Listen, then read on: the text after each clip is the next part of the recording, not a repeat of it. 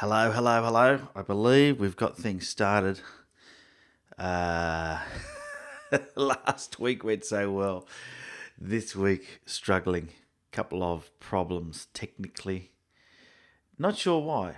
Really not sure why. But we'll give it a go. I'm a bit nervous, to be honest with you, because the computer crashed again this morning. So, g'day. Can see that Cool Pix is here. Tim, g'day. Aussie, here, tell us something new. Yeah, unfortunately, it's what happens, isn't it? So I'll just keep calm and drink a coffee.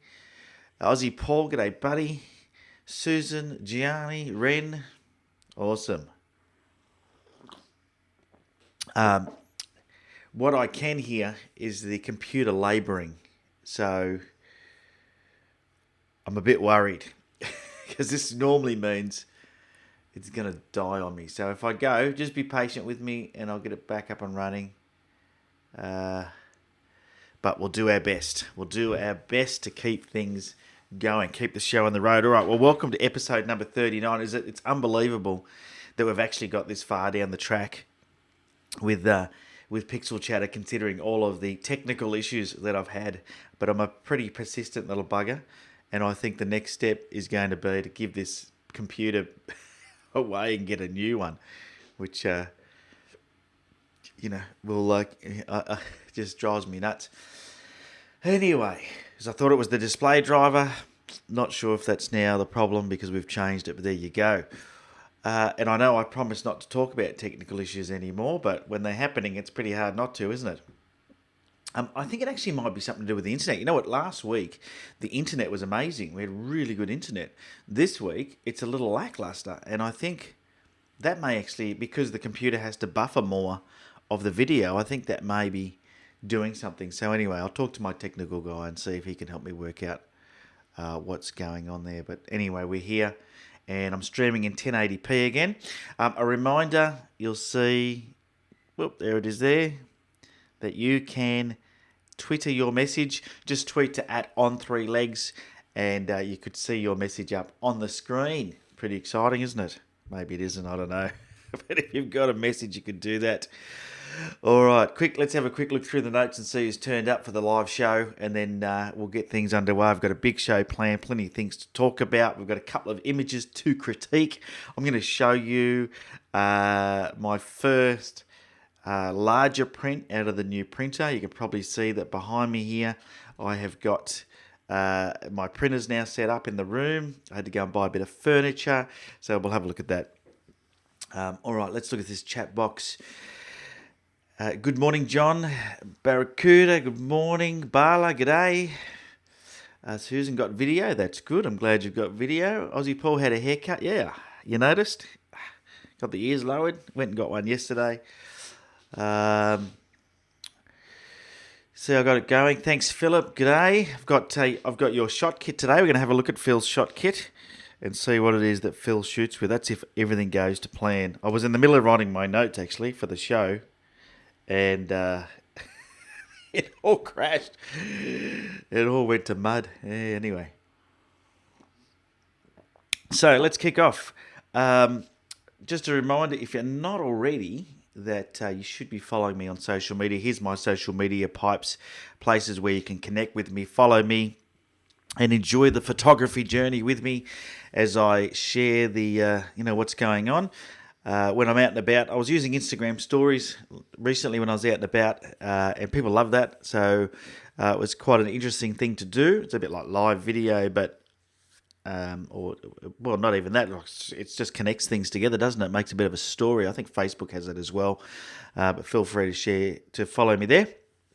Like I said, if you're on Twitter during this live show, you can tweet to @on3legs and I'll get your message up on the screen. So I know we have a few Twitter users. If you're not a Twitter user, sign up and get your message up on the screen and we'll make that happen.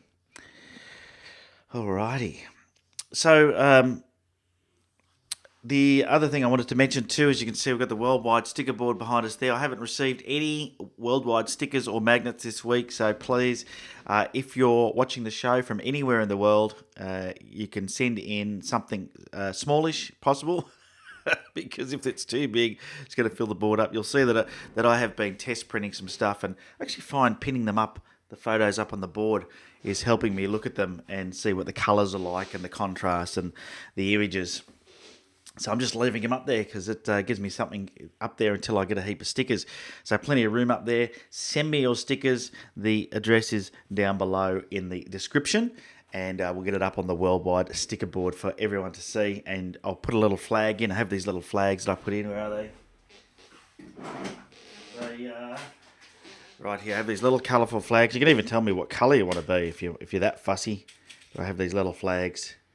There we go. Will that focus? I don't know if it will or not. Anyway, I have these little flags that I got pins on the end, and I stick them on the sticker board, and that becomes your little flag. It'll stay there forever. So if you want to get up on the worldwide sticker board, that's how you go about doing it. The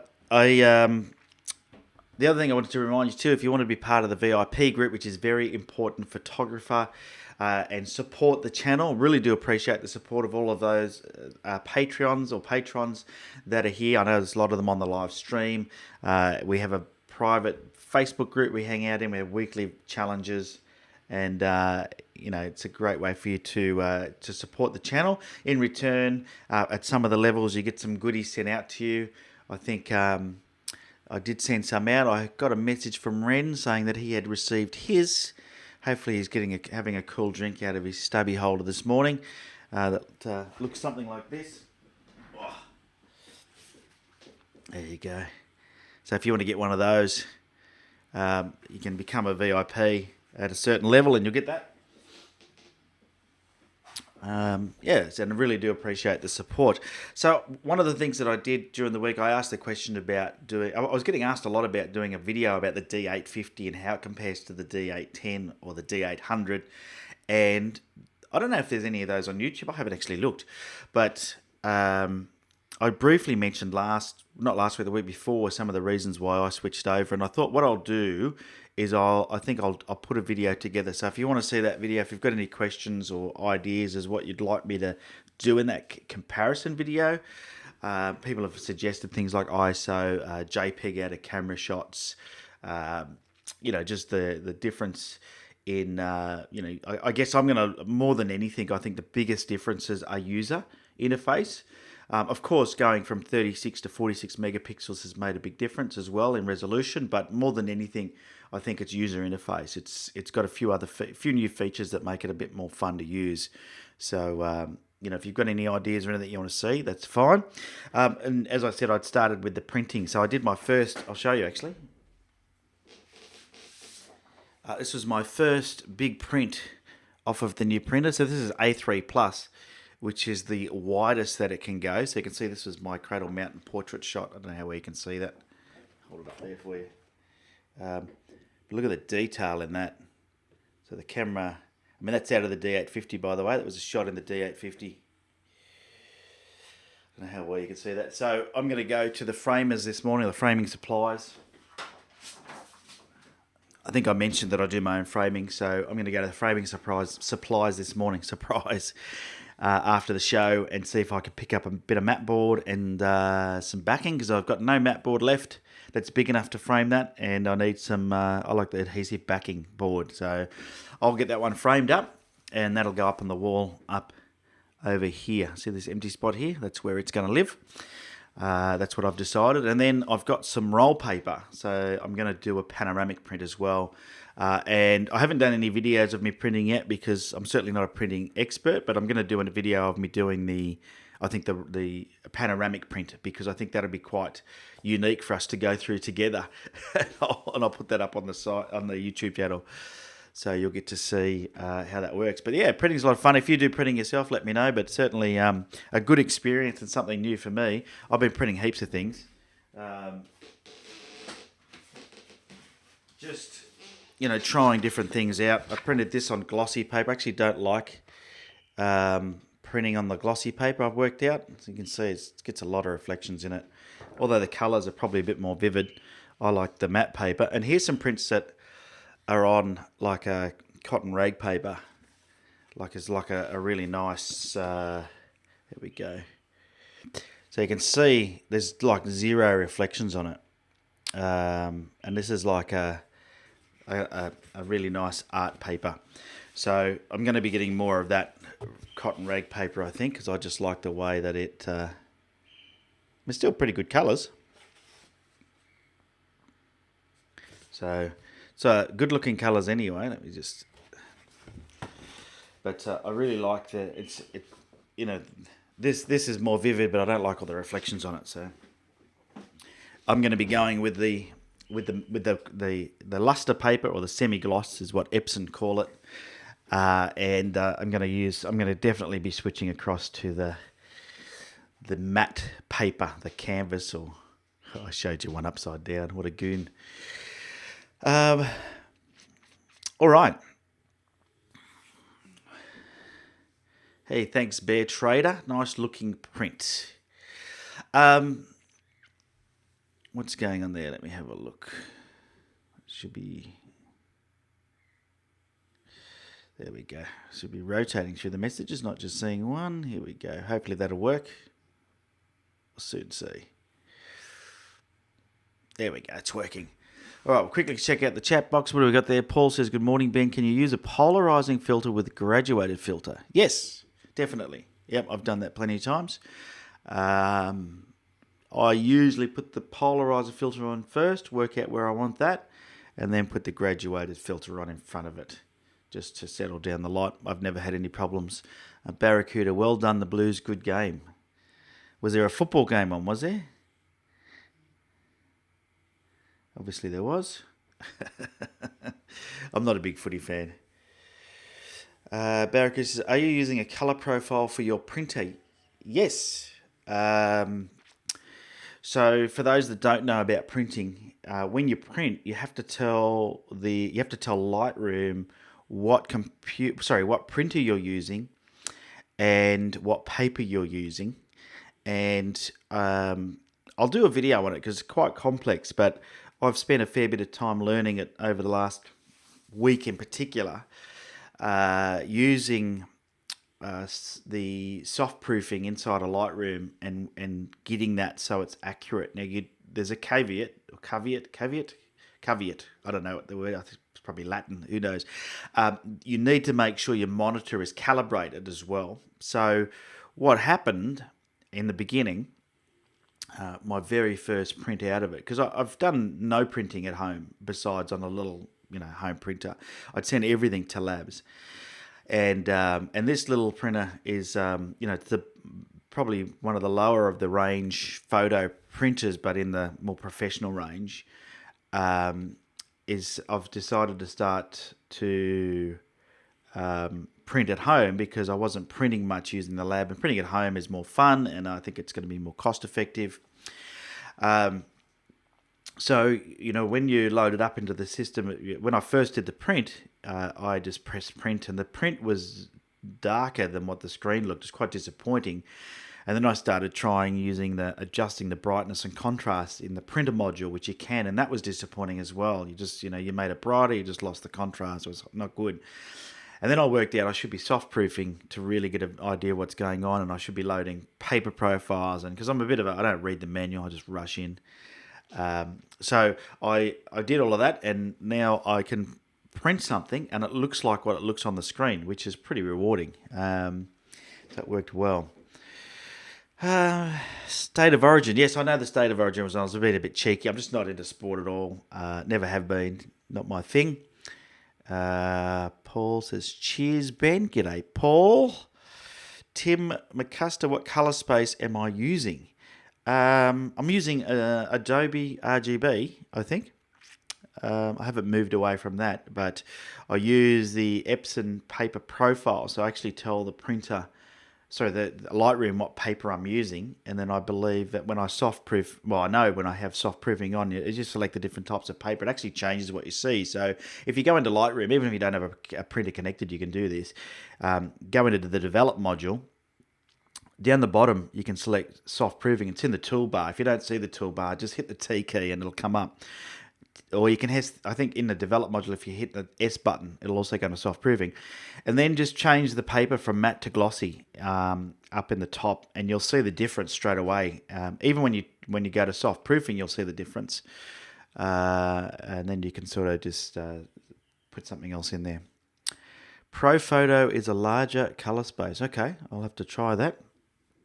And what Tim's talking about there is that you have colors within a certain, it's confusing, gamut. And Adobe tells you if your colors aren't within the gamut of colors for that. But every printer is different too, and I think each paper is different. So if you print on a metallic paper, you have a larger gamut than if you print on matte paper. So I'm learning all of this. Somebody gave me, I can't remember who it was now, the tip to watch a fella, can't remember his name now, something Rodriguez. But this guy is amazing. He starts with J. Anyway, his channel's really good. Actually, I'll find a link to it and stick it below this video.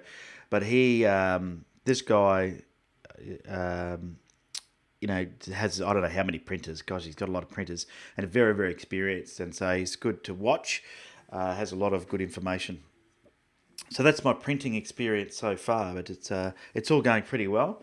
And what I'm thinking about doing at some point is getting a larger one, but we'll see how we go with this one for the next 6 months or so, and see how much use I give it, because I wasn't printing much at all. I have plenty of wall space to hang more photos, and what I do when somebody comes around, if they like an image, I just take it off the wall and give it to them because I frame them myself. I even make the framing myself. I've got a router and I do a bit of woodworking. So on some of the images, I've made my own frames. It's very cost effective, and it's enjoyable to do. So we'll look into that. I'll look into that Pro Photo, Tim. I've got no idea about what other color spaces I could be using. I'm just still feeling my way through the. I'm a rookie printer, that's for sure. And enjoying a coffee out of my Pixel Chatter cup, thanks to Scott. All right, let's get stuck into the next part of the show, which is check it out. Phil's shot kit. Let's get rid of that. Let's get that in there. Here we go. Look at this. I can even put me in there as I talk to you about. There we go. Phil's kit. Look at that. And I've lost all the notes about Phil's kit. That's not good, is it? Because it's over here. There it is. Perfect. So this is Phil's kit, and let's do something else. Let me get rid of that, and we'll make Phil's kit a bit bigger so you can all see it. There we go. Let's do that. There we go. All right, so here's Phil's kit. Thanks for sending it in, Phil. He's in the chat box somewhere, and I believe he's got a calf in one of his calf muscles is getting recuperating from some damage or something, and he's unable to get out and take photos. So this is a good way for him to get through that recovery stage of getting his photography fix somewhere. Anyway, this is his kit here. So thanks for sending this in, Phil. I haven't had anyone send in their shot kit for a while, so it's good to see someone shooting in their kit for me. He says, I've been watching your show for some time now and thought I would finally get around to take a photo of my kit. It's the Canon 6D with the 24 to 105mm lens, 16 to 35mm lens, and the 70 to 200 lens. And he says, apart from the 16 to 35, everything above is second-hand. And look, buying your photography gear second-hand is a really smart way to go. If you can do it, and it's a good cost-effective way. I know myself, I'm about to put my Nikon D800 on the market because I've got the D850. My D810 will become the backup, and the D800 will go on the market. And it's a good camera. It's got 43,000 shots on it, but the shutter's rated for 150,000, I think, or maybe 200,000. So it's got plenty of life left in it, and it's been looked after. And I've been looking at what I might get for that. I might get $1,000 Aussie dollars for that. And that's it. So, that's a cheap full frame 36 megapixel camera and still a very worthy contender. So second-hand's a great way to go. He said he's got a Nissi landscape kit, which, it's interesting. I might have to get onto Nissi and see if I can have a look at what their kits are. I mean, I'm pretty heavily invested in the Lee filters because of my my setup, but I'd be interested to have a look and see what it is they've got going on. A lot of people are using their filters now. What I love is their filter holders are awesome. Nice hard filter holders looking after all your filters, and so you don't have to worry about them breaking in there, which is good. He's upgraded from a $60 tripod that served him well, but became too flogged due to being dunked and used in landscape. And he's gone to a 3-legged Winston. Everyone loves these 3-legged things. They're very funky tripods, aren't they? And has added the optional spiked feet, so also very good if you're on rocks or stuff like that. And he's got a low pro flip side Trek 450 bag, which is a lovely bag, nice looking bag. And those low pro flip sides are good because they're easy to get in and out of without taking them off. You just spin them round and you open up the side and you can get your cameras in and out your bag your camera in and out of your bag without having to put your bag down. So if you do a lot of seascapes, that's the bag of choice. I've got an older version of that in. It's not low pro, it's something else, but yeah, very similar bag. It's where you can flip it around and open it up easily. So that's nice. And then in the bag he carries bandages in case of snake bites, which is something that I've never thought about. There you go, filters, cloths, etc. And he's got a handheld capture, which is his remote. So you can see the remote there. Looks like it might be an intervalometer as well, is it? Which he said he's been pretty happy with, which is good. You can see a headlamp there as well. So good kit. Wide angle, mid zoom, then tele zoom. Get the dust bunnies out. Nice remote, filter kit, all the essentials in there. So yeah, as Spanner says there, sweet kit. It is a sweet kit. Thanks for sending in your shot kit. Remember that if you want to send yours in, all you got to do is send it in to me at ben@on3legs.com. That's the word, on 3 legs. Or you can shoot it to me through the Facebook page, and we'll show your kit on the channel. It's always interesting to see what other people are shooting with, that's for sure. So if you want to share your kit, you know exactly how to do it. We'd love to see it. Pull back the curtains and have a look. So thanks once again, Phil, for sending that in. All right. So I think we've got Stephen here. Stephen Algie's in the chat box. We're going to do one of his images again. You sent me in some great images, Steve, so we'll go through one of those. And Dan McPhail. I haven't seen Dan this morning. He might be here somewhere. Stephen Algie is Spanner from memory. Is that right, Spanner? I think so. I think I've got it. Or Barracuda. I can never remember who's here with your YouTube names. But you're one of those. I can't remember who's here with the zoo. Put your hand up. I'm sure you're there. All right, I'm just going to finish my coffee. Let's have a look at the chat box. Don't forget to tweet. If you've got a tweet that you want to send in, go for it.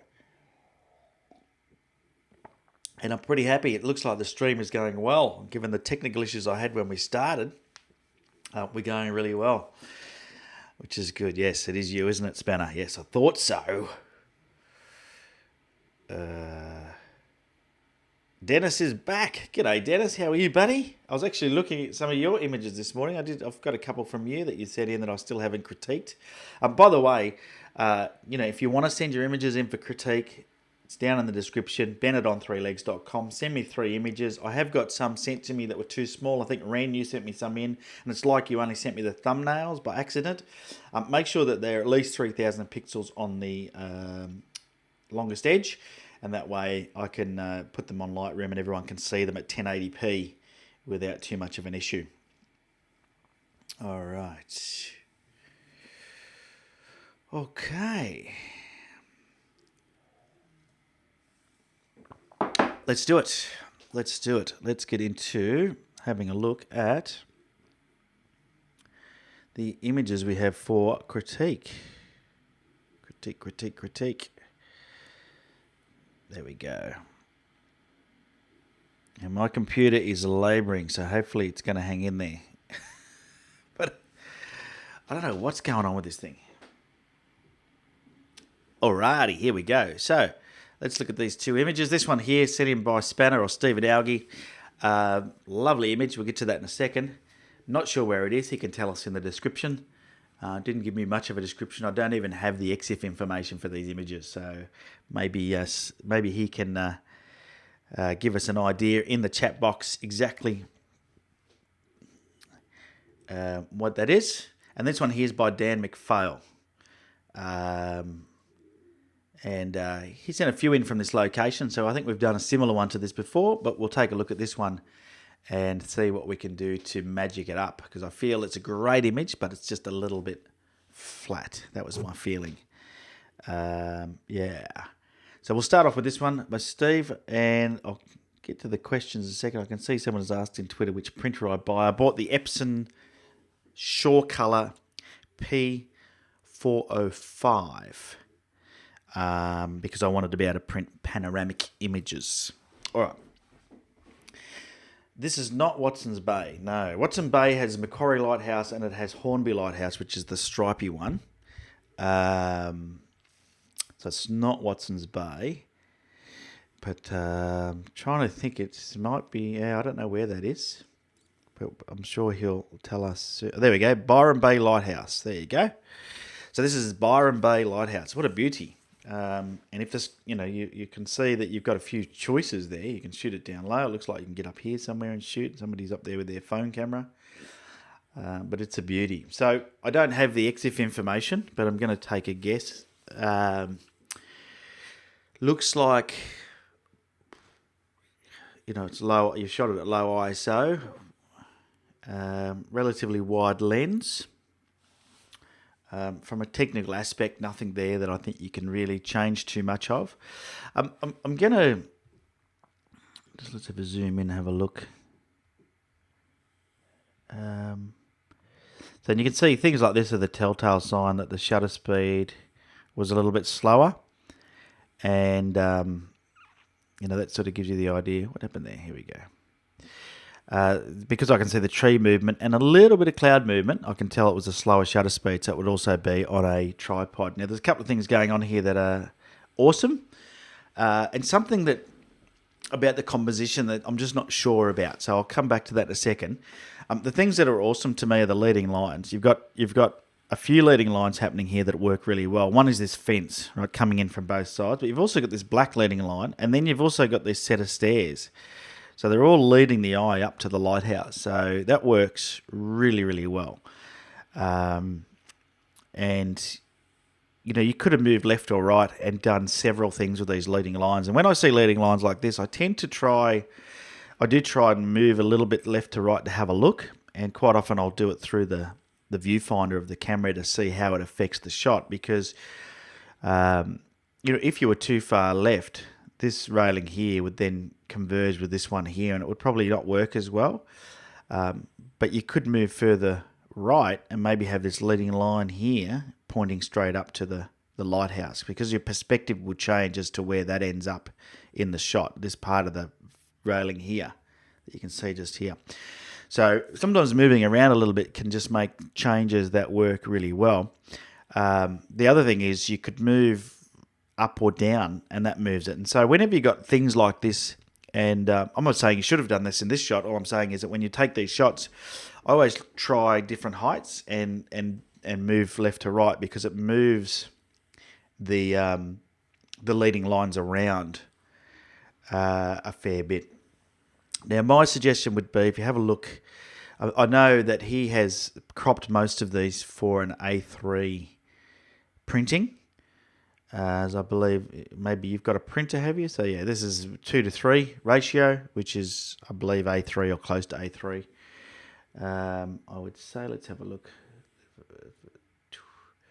Oh no, it's bigger than that. Different size, 2:3. 5:7 is smaller again. It's like an 8:10, isn't it? What have we done here? What ratio have we done? Okay, so you've obviously done your own little ratio. So it must be A3, I don't know. Yeah, but so that must be the size of A3. I'm still learning what actually fits. I've always been a fan of just cropping it in a way that suits me. So that's always been my thing. Now, what I would do is, because of the bottom here, I'm going to put this into custom. Hang on. Unlock that. Because it's shut from the bottom, I would be tempted sorry, there's nothing happening at the bottom except for a bit of grass, and the leading line is amazing. I'd be tempted just to clip that little bit off the bottom, something like that. And if you have a look at the before and after, like I'll just get rid of that, like that. It just, that little bit at the bottom is doing nothing for the image. You could even probably crop it up a little bit more because the brain's really clever and it knows what's going on here with the fence. Yeah, so Spanner's got a 15,000 A3 printer, Epson 15,000. Okay, wow, A3 printer. My gripe with this composition is that the lighthouse is right dead smack in the middle. The challenge is if you do this to put it somewhere that makes more sense, the composition looks better, but you're going to lose the colour. So let's have a look and see what else can we do with this crop, because I think we want to try and keep the colour on the right. So maybe what we need to do is bring it in from the left, and I think that'll probably fix it. Yeah, I reckon. I reckon something like this would be a better composition. And I think, I mean, composition is a very subjective thing, and you've got to work out what you're happy with. But to me, I never like having something right in the middle. I'm also seeing some distortion, I think. Let me just check this straight lines here. Yeah, there's definitely, because the lens is pointed up, I can see that the lighthouse is leaning back. So you can fix that pretty easily in here. So the best one to use is going to be, let's go to the manual here.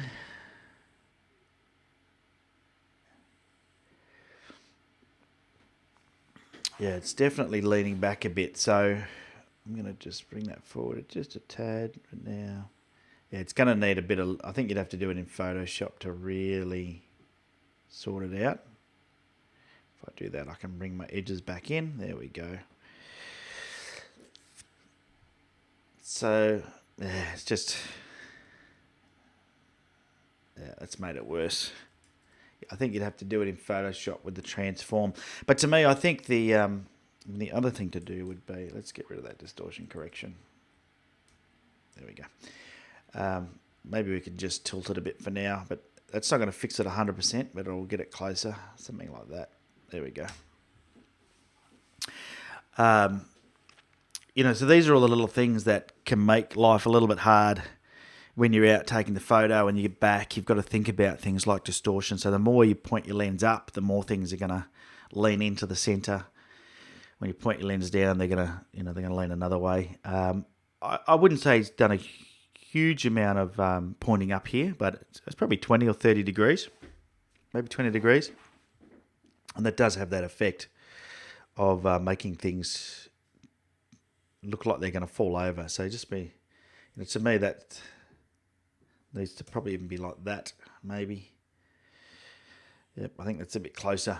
But for me, when you take the shot, when you compose, because if you can help it, you don't want to be cropping too much once you get back to your computer. The rule of thirds is a good guide. And if you have a look, that's all I've done is I've put this lighthouse right on that line there. Because at the full width, you can see the lighthouse is just in no man's land. So if I just, let me pull that down now. It just doesn't really work. So I just, yeah, I think that putting it in the middle doesn't work for me. So that's just my personal taste. I would definitely have it something like this. I would close it up a bit, even pano it a bit like that, and I think that would give you a better crop. That's just my personal opinion. It doesn't mean that I'm right, but that's just how I think I would do it. And then from a processing point of view, it's a little bit flat, and so this is easy to fix in Lightroom. Just make sure you're adjusting your things a little bit. Don't be afraid to to just get that vibrance up a little bit. Now my monitor is calibrated, so I can see what the colours are looking like. I can just try and get that white balance better. There we go. And then I would, I'd do something simple like I would just do a little, bit of a, graduated filter from the bottom, and I'd definitely do one from the top. Something like this. Oops, what happened there? Missed my shift. I pressed caps lock instead of shift. So if you don't know, shift keeps your graduated filter at 90 degrees to where the direction you're pulling it, which works really well. Just a little bit of a vignette up there, like so. And then the hero of this shot is the lighthouse. So let's get the clarity brush and give him a bit of a once over. Where's my brush gone? There it is.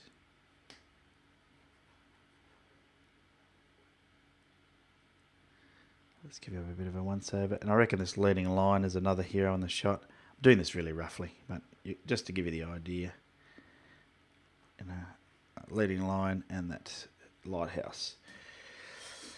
All right, let's just have a look at that in all its glory and see what we've ended up with. So this was before, obviously without the, worrying about the crop. You saw the crop happen, and this is after. So this is just some very small processing, but just see how it just makes it pop a little bit more. And to me, that's just brings depth to the image. It's an easy way for you to quickly fix your image up and make it look a little bit different. But great shot, it was a great shot to start with. For me, the crop just didn't work the way I would like, but I think, I enjoy this a bit more. And I know you're printing on A3, but you can always trim the top and bottom off if you have to. Up to you. But that's probably what I would have ended up with. Something like that would have been the shot I would have gone for. So yeah, there you go. That's my take on it. Anyway, hopefully you like my edits, but that's definitely what I would have done. So thanks for sending that in, Spanner. I really love the fact that you've got some great images, and I think that's because you take a lot of images, and I think that's the thing. And you've definitely got an eye for it. You look, you've got some good angles, and I really, it's a good lighthouse too. Great spot. So must have been sunrise by the looks of things. Couple of people up early, not too many. Over here on the left. Alrighty. Good stuff. Hopefully everything's still working okay. My computer is definitely labouring. That's okay. We're motoring along, which is good. Everything seems to be working. Alright. Let's jump into... Just quickly check what's going on there. All right, it all looks good.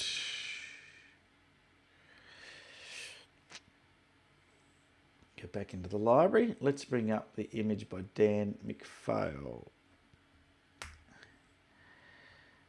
which is a portrait image. Let's jump straight into that.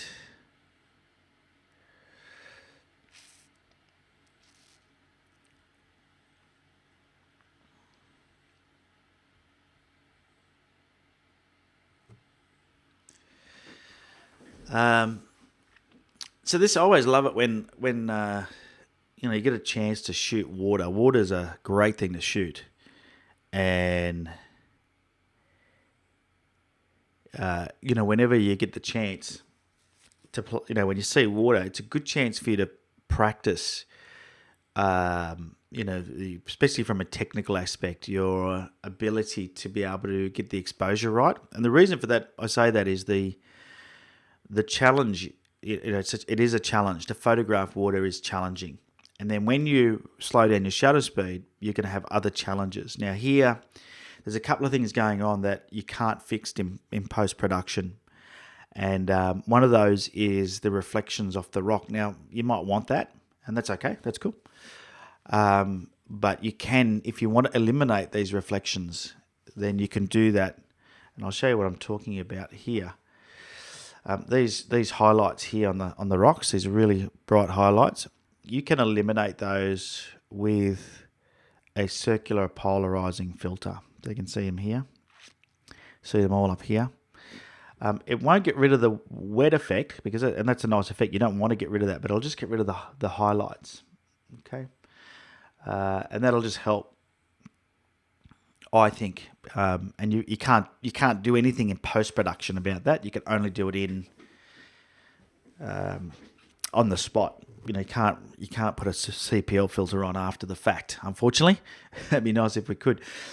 The other thing you got to be really careful with when you're doing water photography is your exposure. And I don't know how well you can see that, but if I go into the develop module and we hit the up arrow here, it's not blowing out because he has adjusted it, but I'm telling you now, there are spots here where the detail has gone, and this is an easy way for me to show you.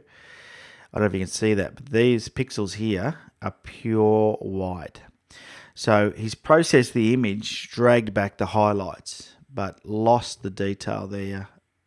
Also here, you can see pure white pixels. So it's really easy to lose your highlights. I mean, you can see I can drag those all the way back, and you'll see. In fact, if I try and adjust the whites, there's still a little bit blowing out here.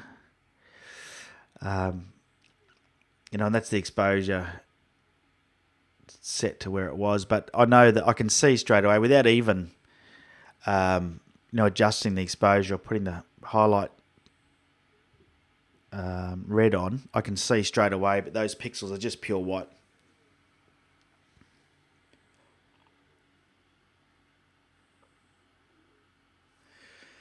So you just got to be careful when you're shooting. Check your histogram.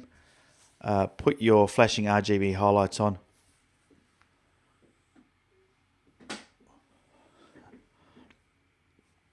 And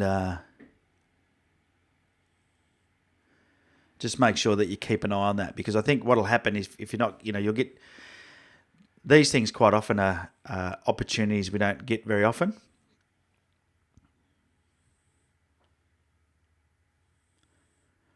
So you want to make sure that if you're there, you might have even hiked there, Sometimes it's hiking there. Oh, sorry, I'm just stretching out. I've got a bit of something going on in my back. If you were, if you'd hiked there and you'd spent some time hiking there and then got home and worked out your image was overexposed, you're probably going to be, disappointed. So always when you're there, I mean, it's digital, right? It doesn't cost you anything to shoot extra shots. Just shoot some underexposed or what looks underexposed to you if you're unsure. You can always blend them together later anyway if you find your dynamic range was too great for your camera. Always shoot under. So this is where you've got to use your exposure compensation. Now, if you've shot this on, let's have a look and see the EXIF information. I don't know how much it's going to tell me. Yeah, it doesn't tell me the metering mode here. Does it? No. If this was, shot in matrix metering, then the reality is that it's going to take an average of the entire scene and it's going to get it wrong. So it's really important that if you want to make sure you get the right exposure, that you adjust your exposure compensation. And there's nothing else that's going to fix it. You can change the aperture you like, you can change the shutter speed, you can change the ISO. The only way to fix it is to change the exposure compensation, because the camera thinks this is the right exposure. The only other thing you could do is change your metering mode to center weighted or something like that, and then meter off of the water, and that'll give you, a different result as well. But I always just use exposure comp. It's easy to get to on most cameras, and that'll fix that problem. But that is definitely overexposed, and you've just lost detail in what is a gorgeous bit of water. From a composition point of view, love the leading line coming through. I think that works really nicely. The rocks either side, the water going up through, the waterfall up here on the left. Maybe a bit more space on the left would have been good. If we jump into the develop module now, let's just have a quick look. If that was, up there like so, it puts that part of the water into a better spot. I mean, me copying it like that means you've lost the joy of what's going on down here. But as you can see, as soon as I move that around, it just looks a little bit more appealing to the eye, and it's got everything to do with the rule of thirds and where that waterfall is placed. And it's back to another composition thing. And this is the problem. Sometimes when we're out taking photos, I mean, if you have a look here on these intersections, there's nothing. There's no hero to this shot. So it's a lovely shot, but it's not balanced as well as I would like from a composition point of view. So to me, that's what I would be doing. I won't do it here because I wanted to show you a couple of other things. But certainly that's one of the things. I also, this photo, if we look at it was 0.8 of a second. Okay, it's not a long exposure, so the water's moving really, really fast. So you don't need a super long exposure to be able to get the moving water, and that works in your favour when you've got all the foliage will be moving around the waterfall. So if you can shoot, I mean, you could probably have gone to half a second, maybe. You could have reduced your shutter speed even more and still got great movement. And in fact, when you slow the shutter down, you get even more detail. So you see all these lines here, you get a little bit more detail every time you slow the shutter down. So it's about finding that mix. This is a nice shutter speed. I'd be happy with this. But just the other thing to do is try different shutter speeds, because you'll see it's hard to judge how fast the water's moving. But what you'll see is when you get it home on your computer, you'll find some of them will just look better than others, or it also gives you the opportunity to then, the opportunity to be able to blend it all together and get the photo that you want. So, just be really mindful of that, your settings when you're shooting waterfalls, because it's easy. And I've done it. I'm speaking from experience. I've hiked for a couple of hours in the Blue Mountains, taken a picture of a waterfall, got it back on my computer, and it just hasn't been a great shot. And I know, when you're looking on the computer, it's easy in hindsight to go, I should have done that, or I should have tried this composition. When it's a 2-hour walk or a 5-hour walk. I saw, Luke Sharkey, who's a great photographer, he posted a picture the other day that took him 10 days to get to. So, you want to make sure that you take every possible precaution when you're there to make sure you get the shot that you want. The other thing that I think that for me with this is just slightly too warm. So I'm just going to drop it back just a tad. And I'll just show you the difference that made, because, the white balance is so important. Now, my screen is calibrated, so I don't know how well you're going to see that. But if you can just see, I've just changed it ever so slightly. But can you see how the water looks less yellow? Now, sometimes water is yellowish because of tannin, where the forest has got a lot of tannin in the water from the trees that have fallen into it. But just reducing that has made a big difference to the look of the image, because there is a lot of white in it. And so just be really careful with your white balance as well. I think it's easy. That's an easy one to get wrong, because when you look at an image for a long time, sometimes it can be difficult. And a good trick that I suggest you do is to change this back. You can change this background color in your settings to white even. So I've got it like a light grey, but you can change this to white by right-clicking the background and then changing it to white, just so you can see. So let me put it back to what it was. It's obvious that this is too warm compared to the background. See that? So you can use that background as a guide as you adjust your white balance. And even if your screen is not calibrated, if you match it to the Lightroom's white background, you're going to be more likely to have a better color balance. Okay, so if I do the before now, and I'll leave the white up there, and the after, see how it sort of matches the background? So that's before and after. And that's a good little trick that I learnt from somebody who doesn't have a calibrated screen, but they print, and that's how they make sure their white balance is right. I like using light grey. You can pick any colour you like. You can have black if you want. You can, as you can see, dark grey. I just use light grey. And all I'm doing is right-clicking the background, by the way. So it's an easy way. If you want to see how close your whites are, select the white background, and it'll just give you a reference point if you like. And even if the white background is not white, just try and match it with what should be white in your image. So in a waterfall, that's an easy thing because it's got lots of white. It'll just give you a bit of a, it's just another checkpoint. It's not scientific.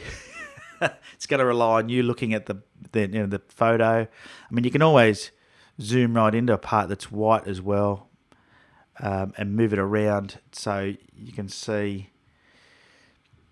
Put a bit of white paper next to it, hold a bit of white A4 paper up next to it, whatever works for you. It doesn't really matter. But that's I know someone who doesn't have a screen calibrated screen, or doesn't use a screen cap, but that's how he does it. And it works pretty well. So you can see that I've just dropped the temp by -10, and that's how I've got that. The other thing I would do here is I would use my clarity brush. I would get a clarity brush and back in there. I would get the clarity brush. I was in the before preview, and I would just brush over the water just to really make it come to life, and because that's the hero of the shot is the water coming through. And I'll just show you the difference that makes. So here's before and here's after. Okay, so all we've done is adjusted the white balance a little bit. I mean, you can even see the color of the, I'll zoom in up there. Let's have a look quickly so you can see. It's not a huge file, so I don't want to zoom in too close to just become pixelated, but have a look at this green shrub here. Okay, this is before I did the white balance change. See how it's quite yellow, and afterwards how it becomes nice and green. So, that's why the white balance is so important. If I just go to this view here and we do a before and after, two very small changes. All I did was I adjusted the white balance and put clarity on the water. Can you see the difference that has made? Before and after. So, just little, these are not big changes. These are little changes.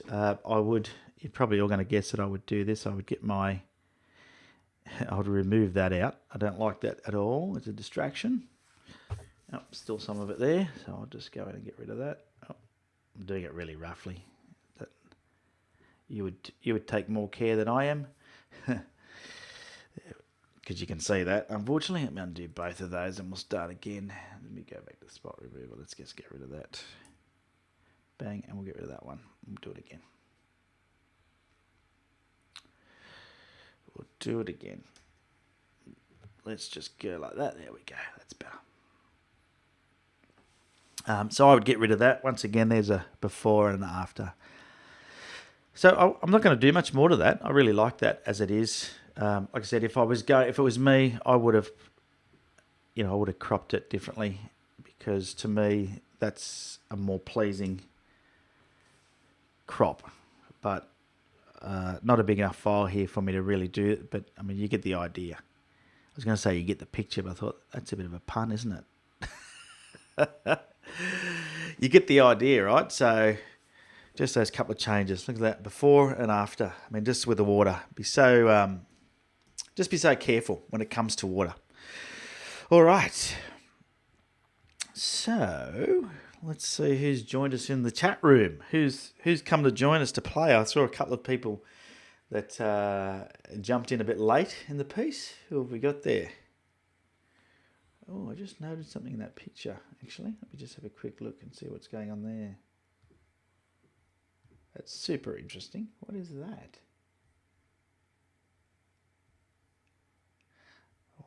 Must be the colour of something in there. It's quite red. Anyway, that gives you an idea anyway. So thank you to Spanner, which is Stephen, and Dan for sending those images in. If you want to get your images critiqued on the Pixel Chatter Photography Show, all you've got to do is send them in to me at ben@on3legs.com. It's down in the description below the video. Please send them in. Send me 3 images, 3,000 pixels on the longest edge, and we'll get them on the show for critique. All right, everyone's commenting on my haircut. It's the same haircut I always get. They say to me when I go to the barbers, they go, "What would you like?" And I go, "Number 2 back and sides, trim the top." That's all they ever say. And they're always amazed because all I do is brush it forward. That's how I do my hair. I brush it forward and then just flick the fringe up to make it spiky. And I've been doing that for 30 years. So there you go. George, g'day George, late arrival. Greg, late arrival. Anthony says both nice images. Yeah, beautiful images. Well done there, gang. Great images, and thanks for sending those in.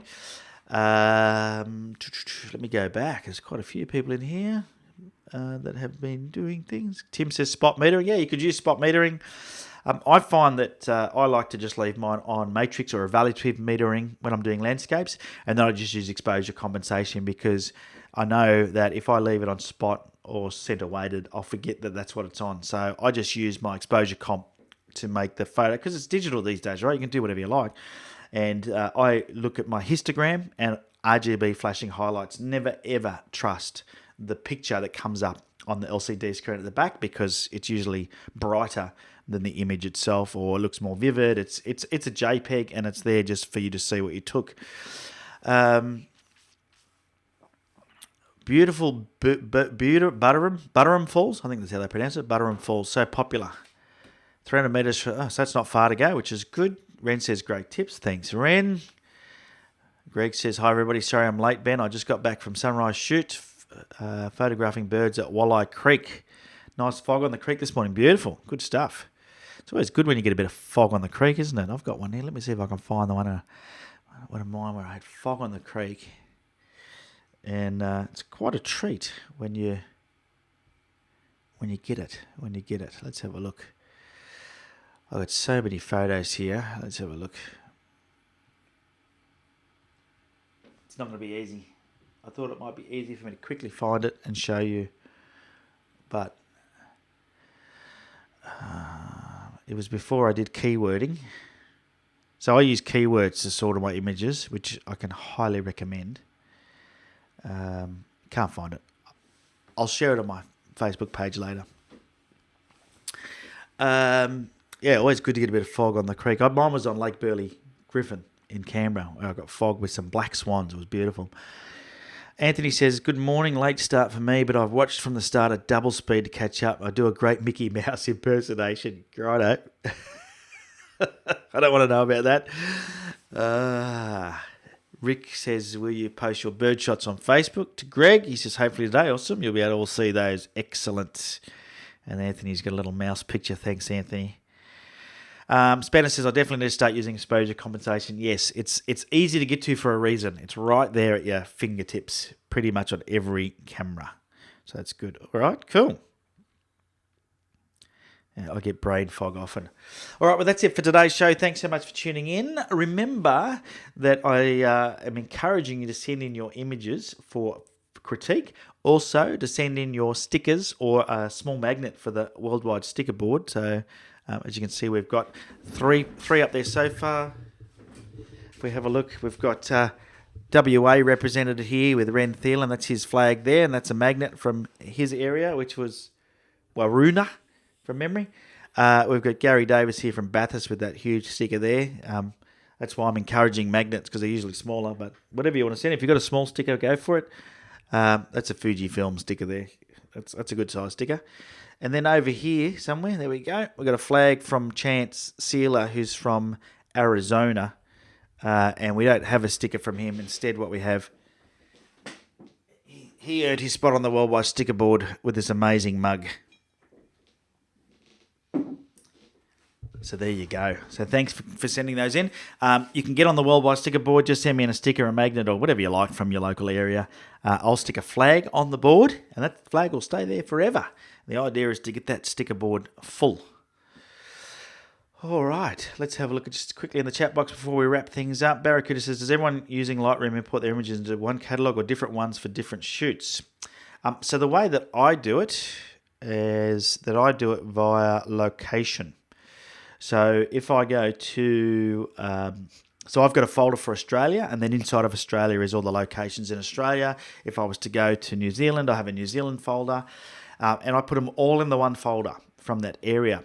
What I've done, which works really well now, is I use keywording, and I'll probably do a video on this because a lot of people, when I've done my Lightroom trainings, people love the way I organise the images. But I use keywording. So as you import the photos, you can keyword them, and you can keyword them with different things. So for example, if you were in a rainforest, you can keyword them with rainforest. You can keyword them with the location as well. I also change the file name to the location, and then the numbers that are in the camera. It means that I can search for them on my hard drive if I need to. But the keywords in Lightroom work amazingly. So I would suggest you keyword all your images as you import them. Keyword them with some generic, capture all keywords. So for example, I did a shoot at Vivid Sydney the other week. All of those have been keyworded with Vivid 2018. They're in my Vivid Sydney folder, inside my Sydney folder, inside my Australia folder. So they're easy to find, but I don't go looking for things in folders. I don't use collections anymore. I just use, I tell a lie. I use collections for when I'm working on an image. It sits in the working folder. I use collections if I'm just, like, let's say I'm writing an article for a magazine or something and they want me to submit some photos. I'll use keywords to find the photos, and then I'll just put the photos in the collections. Remembering, putting them in the collections does not remove them from their original location. It just puts them somewhere like in a folder for you to be able to see them all in one hit. And I find that works really well. But the keywording is a really good way to go, because if it's sunrise, sunset, seascape, landscape, you could keyword it with the fact that you used filters. For example, your leaf filters or something like that. You can sort by all the other EXIF information, so lens type, camera type, etc. So you don't need the keyword with that, but certainly keyword with everything else, and you'll find it easy to find your images when you're looking for them. Alrighty.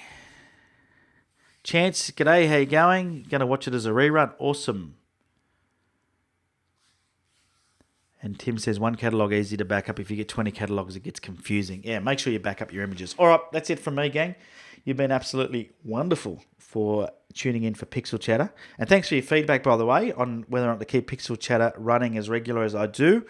I'm just going to keep running it weekly. There's enough people that are interested, and I enjoy doing the show. And so long as all the technology keeps working for me, I'm okay. All right, gang. Thanks again. You've been absolutely marvellous. And until next time, get out and take some more photos. You know how it works. Cheerio.